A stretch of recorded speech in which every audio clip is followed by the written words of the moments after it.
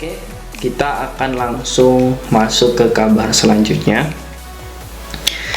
Di sini mungkin saya akan membahas ya teman-teman, saya akan membahas mengenai fakta serta peluang Indonesia. Apakah timnas nanti bisa menjuarai Piala AFF kali ini atau tidak? Nah, kita akan membongkarnya secara detail bagaimana peluang timnas untuk menjuarai Piala AFF kali ini.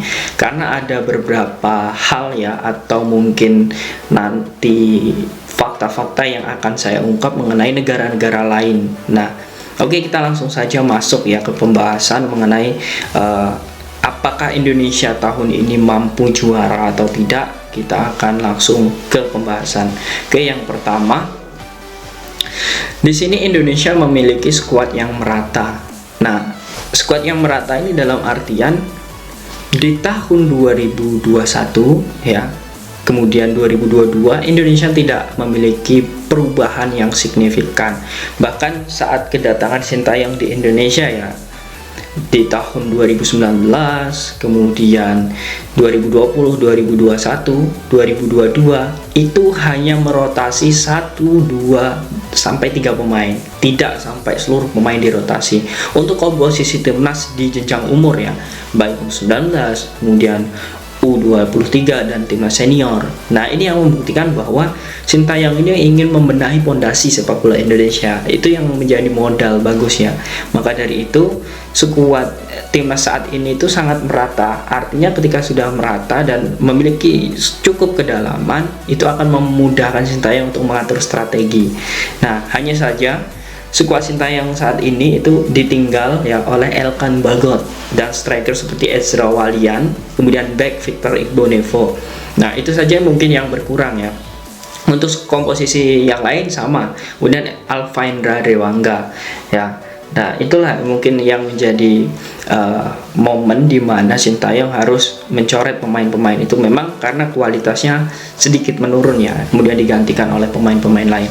Namun tidak adanya Elkan Bagot ya di lini belakang itu akan diisi oleh pemain yang memiliki pengalaman, kemudian naluri serta jam terbang yang tinggi di Eropa, yakni Jordi Amat. Di skuad list resminya PSSI mengumumkan bahwa Jordi Amat menjadi bagian di timnas Indonesia di Piala AFF kali ini. Oke, skuad yang merata artinya semuanya ya sama ya teman-teman ya, sama seperti Piala AFF yang lalu. Ini yang menjadi poin penting.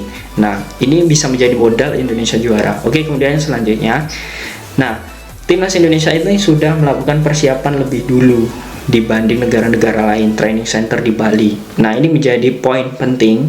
Persiapan Indonesia ini bisa membuat timnas nanti juara. Oke.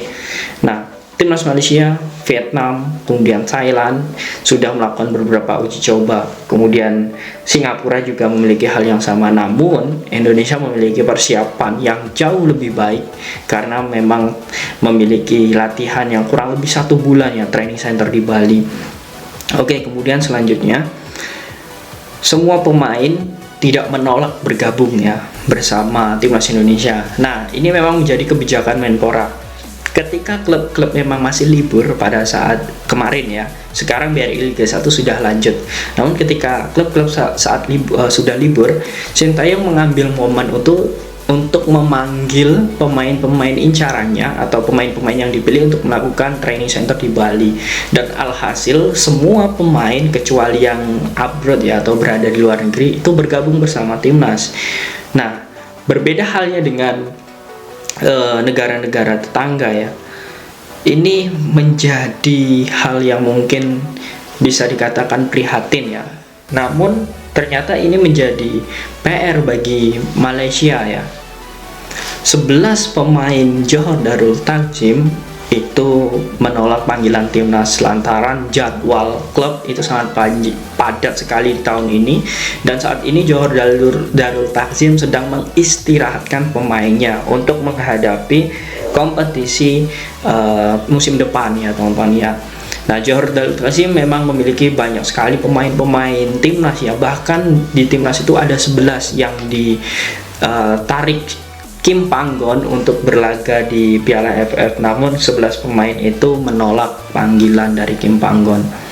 Nah, ini yang menjadi kekuatan bagi Indonesia untuk bisa lebih bagus lagi dan bisa menjuarai Piala AFF ini. Nah, kemudian selanjutnya Malaysia juga ternyata saat ini hanya mengandalkan pemain-pemain seperti pemain Sabah, kemudian Terengganu, kemudian banyak sekali pemain-pemain yang memang di klub di luar JDT. Nah, itu yang mungkin bisa menjadi kekuatan bagi Indonesia jika nantinya bertemu dengan Malaysia. Oke, karena materi pemain dari Malaysia itu berbeda ya dari pemain yang kemarin saat Piala AFF di tahun 2020 kemarin. Nah, kemudian yang selanjutnya Thailand. Nah, Thailand ini ternyata juga tidak diperkuat oleh skuad inti ya, seperti Supachok yang saat ini bermain di J-League One ya, bersama Katsadel Sapporo, kemudian Chanatip Songkrasin yang saat ini memang menjadi andalan bagi Kawasaki Frontale. Nah, dari beberapa materi pemain Thailand juga di Piala AFF tahun ini dan juga tahun lalu itu juga sangat berbeda jauh teman-teman. Saat ini materi pemain yang dirilis oleh Manu Polking itu juga memiliki usia-usia yang muda. Banyak sekali jebolan-jebolan timnas U23 yang diorbitkan di Piala AFF tahun ini. Kemudian juga untuk back-back seperti Tristando, back-back keturunan, kemudian kiper dari Thailand seperti Kawin Saksamanan itu juga tidak diambil ya, atau tidak dimasukkan di list Piala AFF kali ini. Artinya skuad Thailand itu juga saat ini masih biasa saja. Namun karena faktor pelatih ini juga bagus untuk meracik timnas Thailand, kita harus bisa mengantisipasi. Namun dengan tidak lengkapnya materi skuad pemain Thailand ini diharapkan nanti bisa berimbas dari kemenangan Indonesia di saat menghadapi Thailand di Jakarta nanti. Ini menjadi hal bagus. Nah, kemudian faktor selanjutnya, ketika Thailand sudah melakukan latihan kemudian pertandingan internasional saat menghadapi Taiwan, ternyata Thailand harus kalah dengan skor 0-1. Nah, ini yang membuat kritikan ya bagi netizen Thailand dan juga federasi mengenai kapasitas Manu Polking dalam memanggil pemain-pemain Thailand saat ini. Nah, itu yang menjadi sinyal kuat bagaimana Indonesia nanti bisa mengalahkan Thailand. Oke, skuad yang mendalam atau skuad yang merata sudah dipegang Indonesia. Kemudian permasalahan dari negara tetangga seperti Malaysia, Thailand, kemudian Singapura. Nah, Singapura ini juga sama. Nah, mungkin kalau Singapura nanti lolos ke semifinal walaupun beda grup ya, semifinal dan bertemu dengan Indonesia juga memiliki permasalahan sama, yakni strikernya pada saat melawan Maladewa beberapa hari yang lalu itu juga tertimpa cedera, yakni Ihsan Fandi. Ihsan Fandi ini memiliki naluri house goal yang sangat luar biasa, namun ketika menghadapi Maladewa, Federasi Asosiasi Singapura mengatakan bahwa Ihsan Fandi harus cedera. Nah, ini yang menjadikan Ihsan Fandi belum bisa tampil di Piala AFF ya, secara resmi ya, ini sudah diumumkan tidak bisa tampil di Piala AFF kali ini. Oke, kemudian selanjutnya yang menjadi hal yang harusnya penting dibahas lantaran beberapa pemainnya juga tidak bisa mengikuti Piala AFF kali ini seperti Nguyen Quang Hai. Tahu ya, pemain yang saat ini berada di Liga 2 Prancis ya, saat ini memang tidak bisa mengikuti turnamen Piala AFF karena jadwalnya juga sangat padat di Prancis. Oleh sebab itu, Vietnam juga mengandalkan beberapa materi pemain yang mirip ya seperti Indonesia, namun dengan kehilangan bintang ini membuat mental anak asuh Sintayong nanti bisa dibuat bagaimana bisa mencari celah kelemahan-kelemahan timnas Vietnam. Walaupun sebenarnya Park Hang-seo selaku pelatih Vietnam juga akan menjadikan Piala AFF ini Piala AFF terakhir ya bagi dirinya, lantaran sebelum nanti dia putus kontrak memang sudah memutuskan untuk tidak memperpanjang kontrak ya. Dia ingin mempersembahkan gelar yang terbaik untuk Vietnam, yakni juara Piala AFF kali ini. Nah, ini mungkin yang menjadi ganjalan ya antara 99.